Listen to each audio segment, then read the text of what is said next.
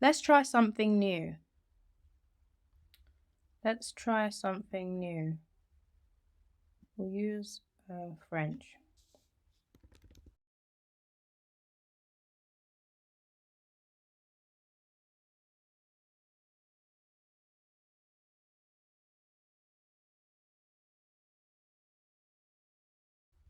I think that's enough. I don't want to overdo it. So we got GPT custom 9. So let's see if we let's just see. Let's just give it a swing. What I'm thinking is if we were to generate our entire blog post in English, and we've got our introduction, heading 1 text, heading 2. If we were to, of course, save that CSV or duplicate the spreadsheet first, but if we were to insert a column right and do title French, and do that. Let me do it for the introduction as well. So I just want to click and drag and test that out.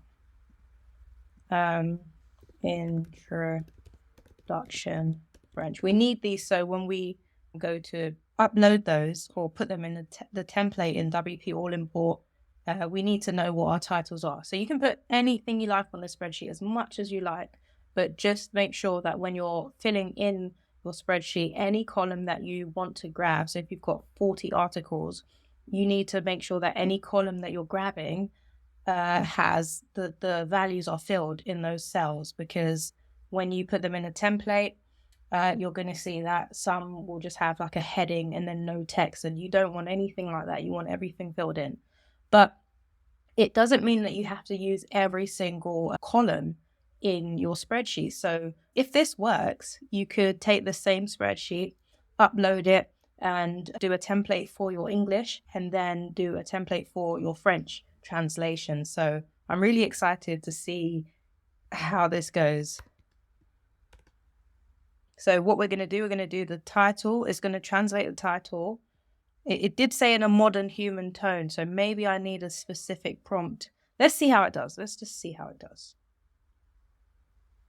We're going to do the same on this side.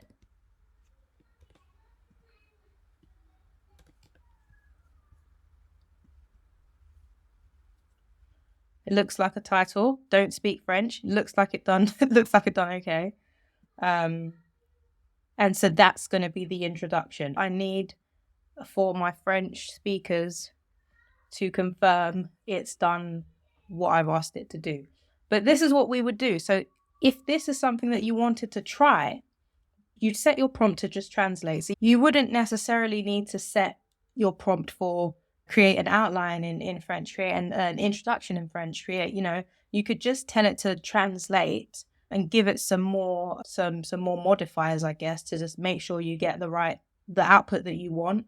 I usually use for an 8th grade audience or something like, well, not audience, because then it will start to talk to a class. But if you say an 8th grade reading level and things like that, you can change it to 9th, 10th, whatever. But just give it the information you want. It should translate as best as it can in your language. As I said before, you do want to make sure you speak the language.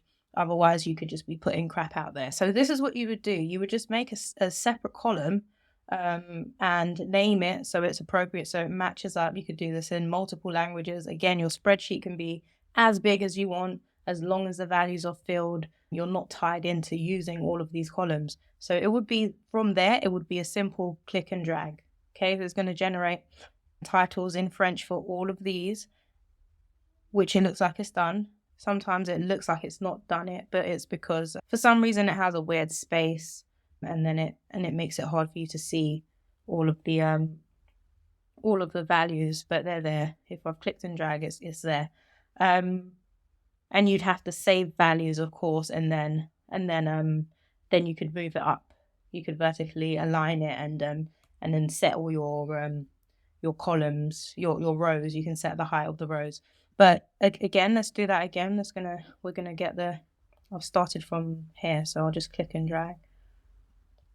And it's going to translate the introduction. You would do the same. So it grabs from this column, translates all the headings, that column, all the text, and bam, you've got your translated set of blog posts. Before in my multilingual video, the advice I gave was to set your custom prompts, but you don't even need to do that. I would say generate the entire post in English if that is something that you're going to do anyway. And then you can get the translations for that post. So you can really, you could actually go and make sure you've crafted the English text first as best as you can, and then generate the other languages that way. And again, as I said, you can just export the one sheet and then make multiple language templates when you go to upload it. So that was just an idea that came to mind. I'm glad I tried it out now and it worked. So if you already have access to it, I think you should give it a try this way rather than going and changing or adding new unnecessary prompts. That's it, guys. I hope that video was useful. Peace.